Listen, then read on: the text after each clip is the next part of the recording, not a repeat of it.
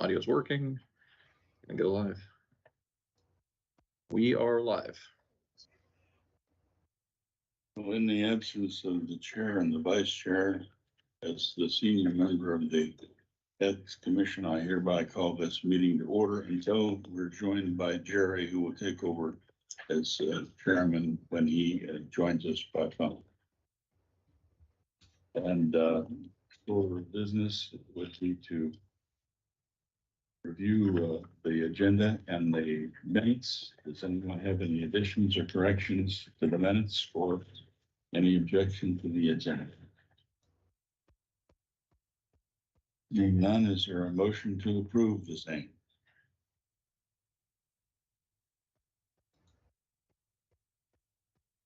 I would so move. This is Kyle.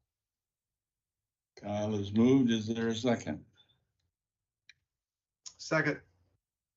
Moved and seconded. Any discussion? All in favor signify by saying aye. Aye. Aye. Opposed, nay.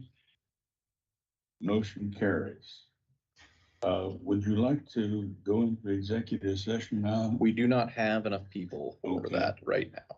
Then the next thing is the civil penalty waiver discussion. Or do you want to go to the executive director's report? You're leading either way is fine. Why don't we go to the executive director's report? Okay, so there are 3 items on my report today. The first is the annual report. The actual annual report, you'll see the draft at the November meeting. But this is we usually give a couple of instances to look at some of the legislative recommendations that we make. We are directed by statute to make legislative recommendations to the legislature. And so these are the items that are typically, we include them at the end of the annual report, which we issue to the legislature in the beginning of December.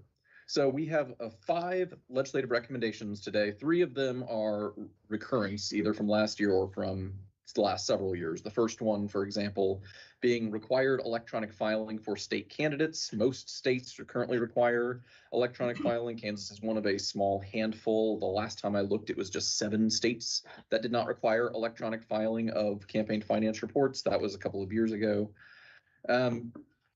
This passed the House overwhelmingly a couple of years ago, but Senate leadership has indicated that they have no interest in placing this on the floor as of right now. So it's a recommendation, but one that we won't be pushing, even if approved. The second is the ethics cleanup mega bill. Almost all of these are the same as the ones from last year. There are 2 ones that are slight tweaks. That's A and D, but I'll go through all of them because I know we have people who haven't looked at these before. The first is requiring email addresses. This would be new. Right now, appointments of treasurer don't require email addresses. The statute says that it may be optional. It's 2023. I think everyone can probably access or gain an email address. It's not a barrier to participation, and allowing us another avenue to contact people is beneficial. That seems to be a bit archaic in 2023. B, there's extra language. When an amendment was made in statute, there was some unnecessary words that were left in the statute. C is for paid for attribution on social media. Right now, electronic communication that is done by a candidate, a PAC or party that is distributed to 25 or more people has to have paid for attribution on the item, but by law it has to occur at the end of the item, which for many social media pages there is no end. For example, Facebook is a reverse chronological scroll forever, and no one is going to scroll all the way to the bottom of a 10-year-old page to figure out what the paid for is. So correcting that so that the paid for attribution can appear somewhere that's clear and conspicuous on the page is an improvement, and that's where other jurisdictions have gone as well. D is the other new one here. Right now, when a candidate is not going to raise or expend over $1,000, they can file what's called an affidavit of exemption. The statute could have some clarity about when the affidavit can be accepted and the time period it covers. There is something that happens by practice, but in reality, if the statute would provide better clarity there, we would be better served The recommendation that I put in, and obviously this is your recommendation, so feel free to adjust as you see fit if you think you want to. But the recommendation that I drafted is that an affidavit could be accepted in the calendar year when the election occurs, and it extends through the calendar year of the election cycle. So essentially, if someone is filing an affidavit of exemption for a cycle, then they won't have to file the primary election, the general election, or the January report. And if they run again later on with the same account, they can file a new affidavit. But that creates clear guidelines about what it concludes and what it doesn't. E is a statutory conflict. Quite a while ago, the legislature increased the affidavit limit from 500 to 1,000. There's actually a second statute about what a candidate is supposed to do if they exceed the affidavit limit. That they did not update that statute, however. So right now, technically, you can file an affidavit if you exceed $1,000, if you aren't going to exceed $1,000, but if you exceed 500, you have to file reports, which doesn't make any sense. So that needs to be updated as well. F, there's some extraneous text about some section that hasn't existed for quite some time that only refers to a section that was removed in statute. G, there is a procedural unintended consequence. This was actually already fixed in last year's bill on the campaign finance side, but it needs to be fixed in the Chapter 46 side where our ethics laws exist, indicating that a hearing must be fixed within 30 days. In reality, we don't always meet every 30 days, and it doesn't serve anyone any benefit to set it immediately and then immediately postpone it. That's in order to meet that statutory requirement. It was actually removed entirely in the Campaign Finance Act. So the 30-day requirement does not exist anymore on that side. For H, lobbyists they must file all of their reports electronically, except inexplicably they are allowed to register on paper.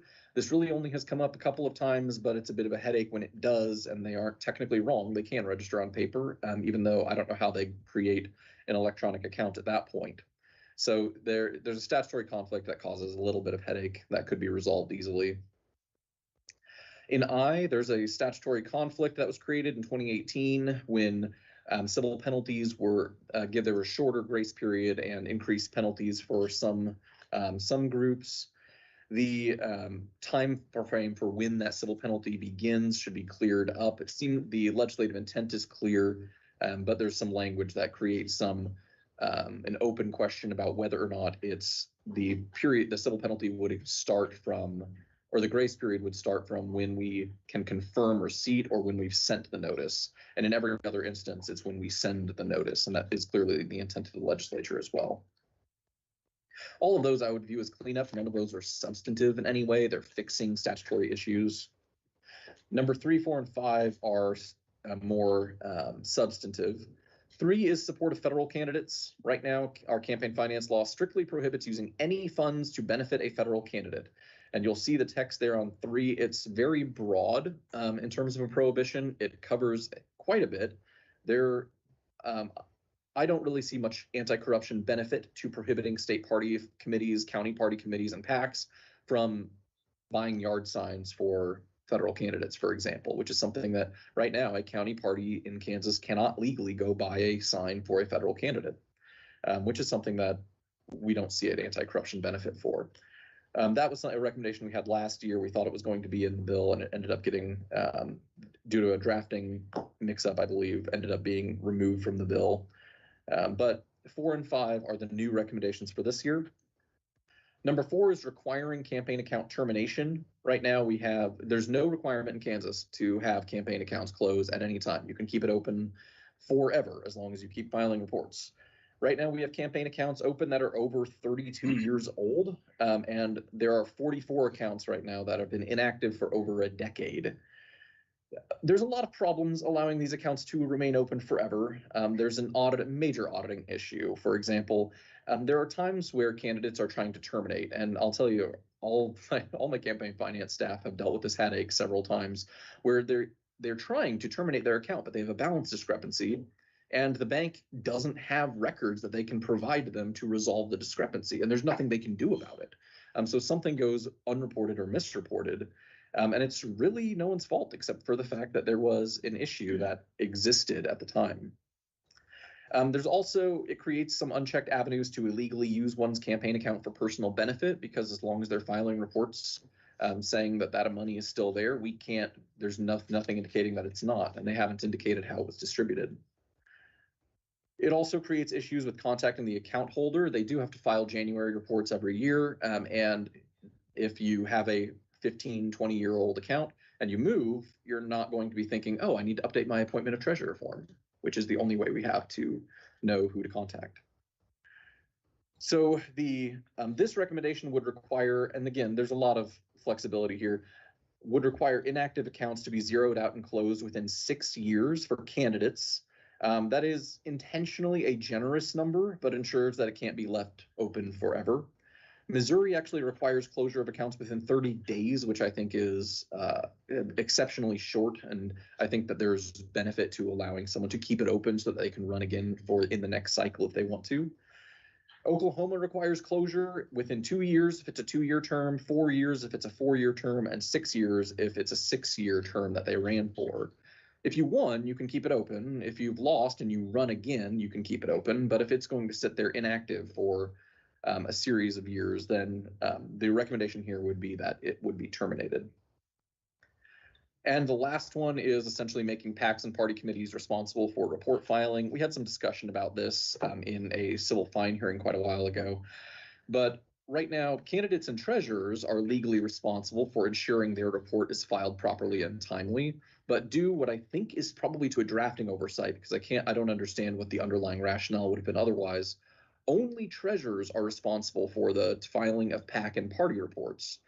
So really, this recommendation would apply the same language to PACs and parties that apply to candidates. Otherwise, there are plenty of circumstances. We've had times where there was a major discrepancy of, 6 digits that needed to be resolved, but the treasurer is deceased, or for whatever reason, there's the only entity that we can hold is the treasurer. They're the only ones legally responsible for the filing of the report, which is something that I think is worth correcting. So I can take any questions, any thoughts. If people have things they want to change, add, remove, this is the time that we can talk about these. They won't be formally approved until the November meeting, but now is a good time for this discussion, I think.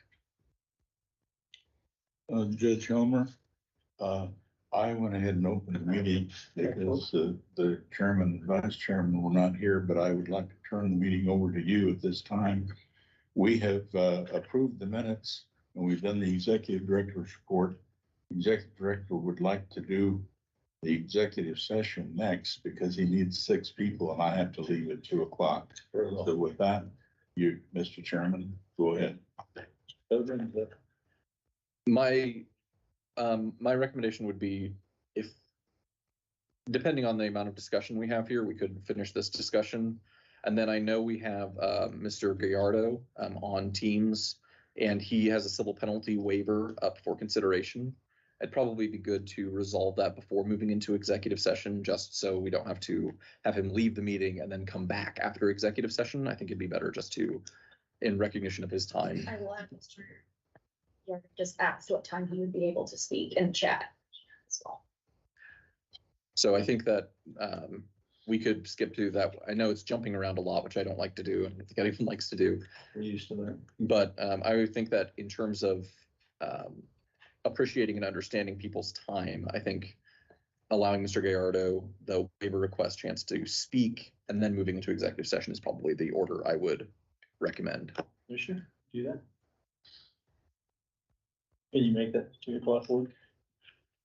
Yeah, Excuse me? can you make that 2 o'clock work with this process? I have to leave at 2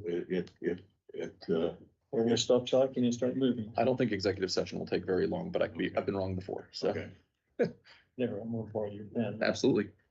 So your request then is we move to, The civil penalty waiver request for Mr. Gallardo okay, so Mr. in recognition of his time. He is on Teams. So, Team. Okay. Mr. Gallardo, can you hear us? Sure, we'll then call Yeah. Mr. Gerard's matter. Good afternoon, He Mr. is here. Gerardo. We can, thank you.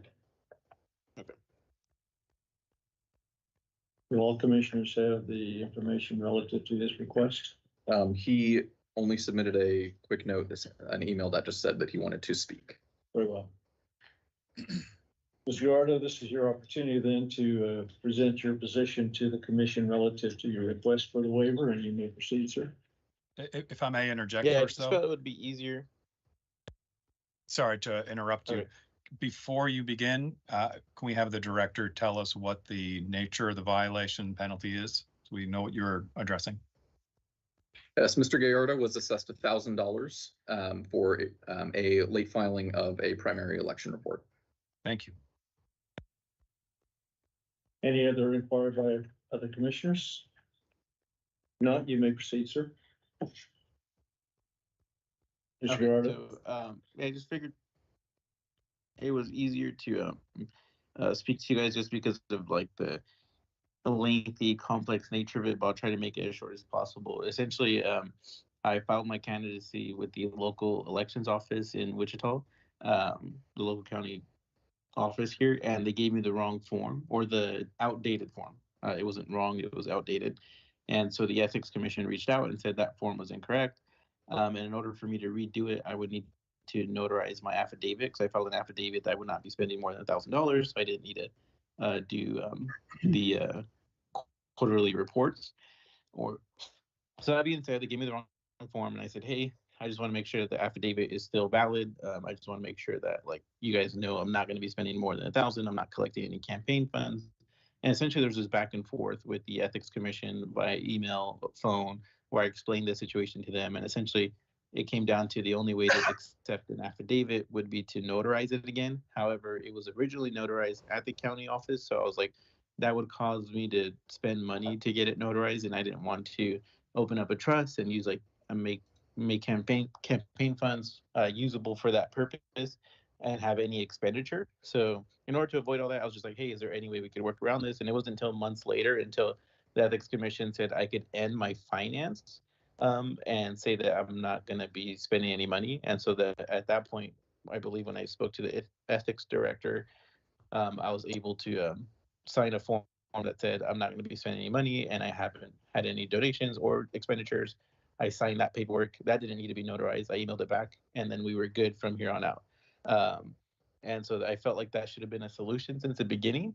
But either way, I was given the incorrect form at the county's office, or an out-of-date form. It didn't necessarily fall on me to know that that form was out of date. I feel like the Sedgwick County office has not accepted any type of responsibility in handing out outdated forms, and it shouldn't necessarily fall on my shoulders. I did my best to communicate what my intentions were and why I wanted to continue the affidavit. Thank you. Commissioners, any inquiry on behalf of the commission? Mark, what is your recommendation? I would recommend denying the request, and I can go into detail if you'd like. Please. Yes, please. After the wrong affidavit was submitted, he is correct that he was provided the wrong form. This happens occasionally from election offices. It is a problem. He submitted it, thankfully, he submitted it early, submitted it in February. We caught it early, thanks to Jen being always on top of things. So our local campaign finance coordinator sent him mail on February 14th, telling him he had the wrong affidavit, which he received. She provided him the correct one and asked him to submit it. At no time between receiving the February letter and the affidavit deadline and at the end of July, on July 23rd, did he submit a correct affidavit. So he was required to file the primary election receipts and expenditures report, which he was provided with. He indicated on a phone call with me that he could not access a notary because he isn't a member of a bank, didn't want to pay to use a bank's notary service. He was reminded about the Sedgwick County Election Office free notary for candidates. He indicated that they have inconsistent hours, though it appears they're open from 8 to 5. He repeatedly claimed on this phone call that he could not request off of work at any time during the period from February through July that would allow him to have the correct affidavit notarized. Filing the correct report would not have been much of a challenge, even if he had simply filed the report at the time, because it was zeros. He took in and expended no funds. He initially refused to file it because he had a lot on his plate, according to the phone call I had, though the phone call I had with him was 42 minutes long. With filing a report with no contributions and expenditures would take substantially less time than that. Nonetheless, we did have a resolution that he quickly complied with. We've been telling him all along he could just submit the primary report. It was clear from the conversation he would not submit the October report, the general election report that he would be required to submit. So we extended him a courtesy where we would accept essentially one report to cover the full primary and general period and just let him terminate. And because that was the best way to ensure campaign finance information was provided to the public as rapidly as possible, and to avoid a recurrence of the same discussion back and forth in October when the general election report would be due. I am sympathetic to the issue where someone receives an affidavit that is incorrect and it cannot be accepted. I'm also sympathetic to people having trouble getting access to notaries or taking time off work. However, at some point between February 14th and July 23rd, I am shocked that there is no time to be able to find a notary in that time period, and despite being made aware of the issue, and I would recommend denial as a result. Your response, sir? Yeah, so I did communicate throughout the whole time that, you know, the elections office was only open from my working hours. So 9 to 5 is where any normal person is going to be working. And in order for me to take off of work, that would also cost me money. So, right, if I take off of work, that's incurring a loss. That, again, it's a result of not necessarily me filling out the wrong forms, but me giving the wrong forms and no opportunity to correct that via like a digital means. I also offered, hey, is there any way we could do this digitally? There's like a bunch of apps like Notarize and things like that that could be used or leveraged to notarize something in a digital way. However, I don't want to incur the expense. So is there any type of like DocuSign or anything that could fulfill those government requirements, in which could be a little bit more convenient for me, where I could just respond either over the phone or email? So I did my best in communicating my limitations and how I wanted to be very careful about how I incur some expenses or losses during the filing of a form that necessarily wasn't my fault, right? It wasn't something that I willingly submitted incorrectly. I had the guidance of the elections office, and I was under the impression everything was done correctly because I am, under their instruction.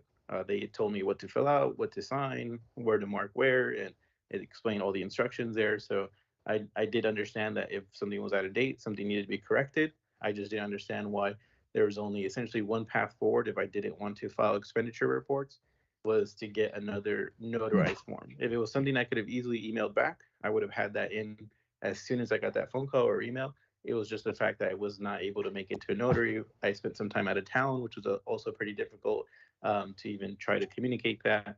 I communicated with both Jen at the office and Mr. Page there for the same reason, in that I was like, hey, I really need some help here. Obviously I can't make it in. I can't get it notarized. I don't really feel like I need to file expenditure report because then that would require me to file another one. I don't want to be late. I don't want to disappoint you guys. So I'm trying to find the easiest path forward. And that's why I had submitted the affidavit since the beginning, because I was like, hey, I want this to kind of be one and done. I filed this. I'm not going to receive or spend any money on the campaign. And that's why I started it from the beginning. And it became this whole kind of interweb of back and forth communication. The first time it was communicated to me, I didn't fully understand what was wrong with the first one. Based off of the communication I received from Jen, it sounded like the original one had the wrong dates. Like I put the wrong dates, but I guess it was just an outdated form, which I then later learned after talking to Paige and Jen back and forth. But I was very communicated throughout that process and explained my hardships and how maybe the office could help. And it wasn't until the very end where essentially it was almost too late, where I was already assessed a civil penalty and all that good stuff, where they offered to end my finance campaign in order to not have to file another form. And Mr. Page did me the courtesy of filling it out for me. So he put like all zeros, and all I really had to do was sign and send it back, which made it easier. The first time I was sent the form, it was like a PDF that wasn't fillable on a phone. So I had asked, is there any way you guys could leverage DocuSign or some sort of technology where I could make this a little bit easier to fill out on my phone? I was trying to do my best to communicate. There's all the records there that you guys could pull up between Jen and myself by email, and then also the phone calls. I'm not sure if they're recorded, but the communication I had with Jen and Mr. Page. So I hope that I did my job to try to communicate throughout the whole process. It's not like I was not communicating. I was very clear on how I wanted to proceed, and if there was some way they could work with me. And Mrs. Jen had a very rude attitude towards, I just had to do it her way or there was no other way, until I spoke to Mr. Page. Then they offered another alternative, which was ending my campaign, my finance campaign in order to just not have to file the general elections expenditure report. Any commissioners have further inquiry? What is the substantive difference between the old affidavit and the proper affidavit? That was gonna be my question as well. Sure. So the old affidavit has incorrect deadlines. Indicates it's for a different election period. Historically, we have never accepted an affidavit that was submitted on an incorrect time period. We provide updated forms to the election committees. We're actually looking right now into ways to ensure that we would never need to update this form, that it's something that we have one form that we just use every cycle, we're trying to find if there's ways to reasonably do that, because that initial issue is a recurrent one. I will note, however, in this particular instance, that had Mr. Gallardo just simply filed the primary election report like he was told to do on multiple occasions, he would never have incurred a civil penalty. So substantively, then the difference is that a report the affidavit that was filed, sworn to on a particular date, had a different set of election dates within it? Correct. Yes, it indicates it's for a different election period. It has a different due date on it. Essentially it has all of those details about a different election cycle. Again, was anyone in the office confused or misled by that? In which office? In your office? No. We run into this occasionally where we provide the forms to the election office. Election offices occasionally provide the wrong form, which is why it's always a problem when they wait until the last day to turn it in, because we have to find ways to fix the issue very, very quickly. In this particular case, it was Mr. Gallardo turned it in February and had 5 months to correct the error. Any further inquiry? Any commissioners wish to express an opinion or motion? If he pays the fine, does that take care of it? Or does he still have a report that's due? We accepted a report that covered both the primary and general election period and terminated. He has no more reports due. Right now, his only outstanding amount is a $1,000 civil penalty, not a fine. Okay. And he can pay that out of his own pocket? Yes. And he's terminated, so there are no campaign funds. And I don't believe he ever received any contributions either, according to his report. Well, I would move that we waive all but $100 of the $1,000 fine if he pays it within 30 days. If he doesn't pay it within 30 days, then he'll owe the full $1,000. I second that. Yep. Sorry. A motion and a second on the floor for a waiver of the fine, all except $100 paid within 30 days. If not paid within 30 days of today's date, a fine of $1,000 would remain. Further discussion, commissioners? If I could make a clarification, it would be 30 days from the day the order is sent, typically. Right. Yeah, not today's date. Not today's date. Any further discussion, commissioners? No. All in favor of the motion? All right. Aye. Aye. Any Aye. opposed? Motion carries. Thank you, sir. Matters concluded.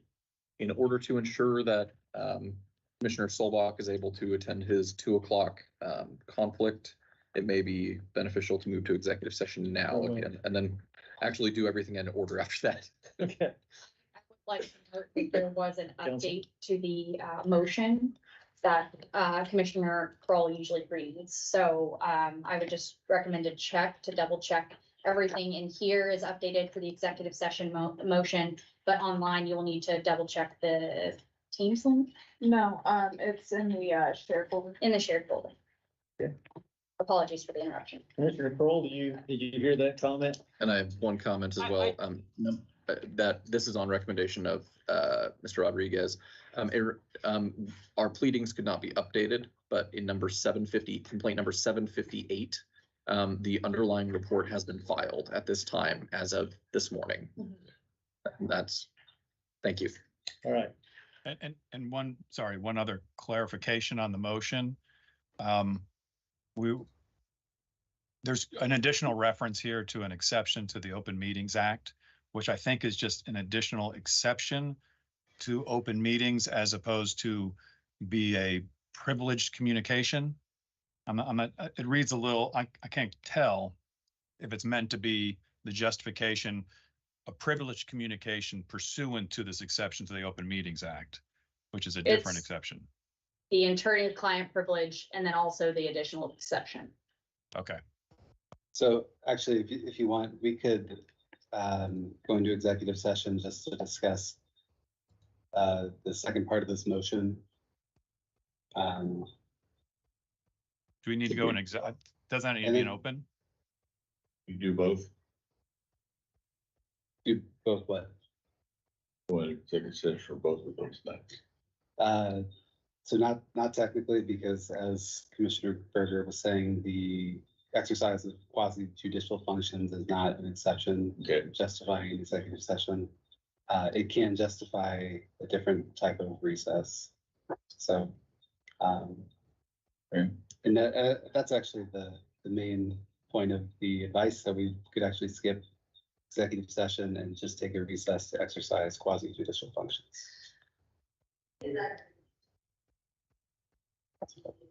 And That's what with you would that, council, where are we? You need a motion, Mr. Chairman. So Wait. what is your recommendation, conflict Yeah, counsel? let's To- find out what we're going into session for. To take a recess to discuss, to deliberate on quasi judicial matters, So it's not an executive session. not an executive session. Although it will function. Would it be Personally. okay to treat it as executive session? That is traditionally what we have done as well, so that there can be a combination of the attorney-client discussion within. Sure. Okay. Yeah. We will proceed with the motion as is, and you and I can discuss. Yeah. Okay. It's- Okay, Well, so we're good for today, and if there's any issue, in the future, we'll read.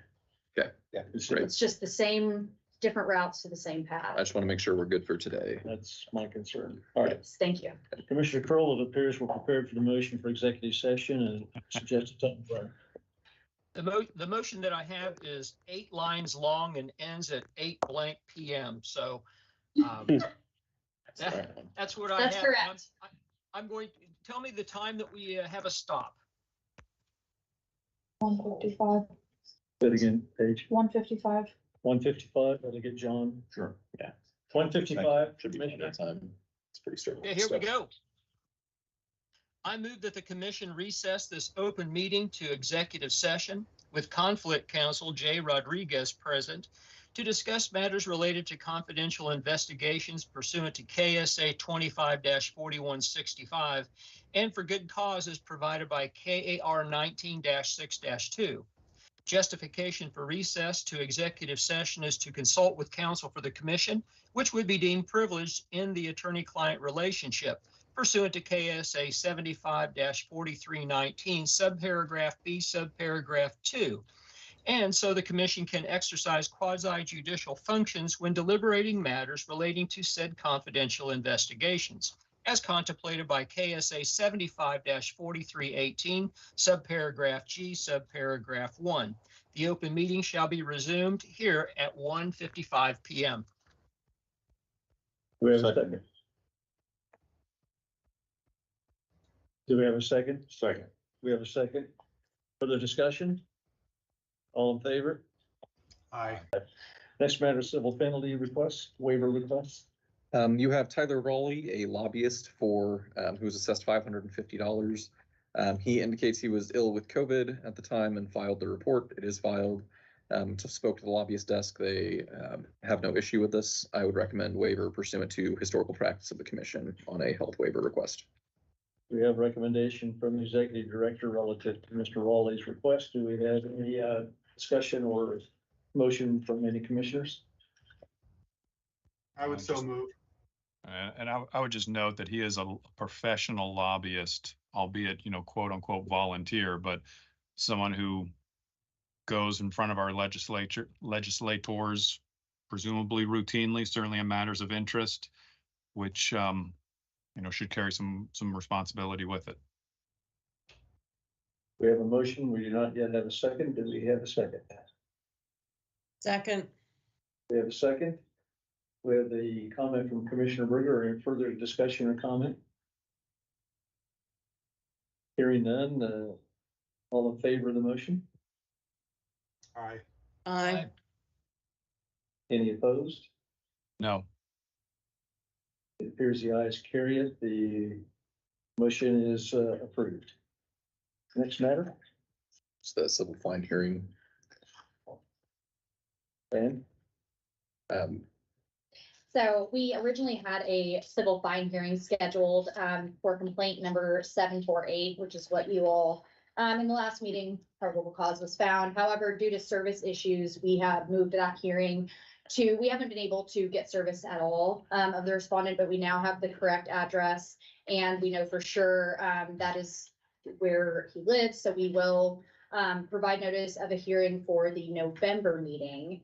And ensure that he has his ability to respond and due process is served and all that good stuff. So we will be bumping that to the November meeting. Very well.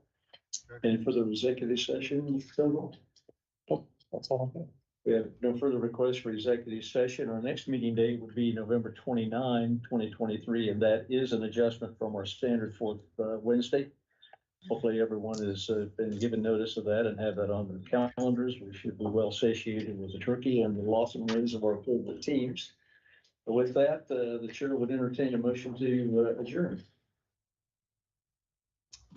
So move. Second, Second. Kyle. We have a second. Any further discussion? All in favor? Aye. Aye. Aye.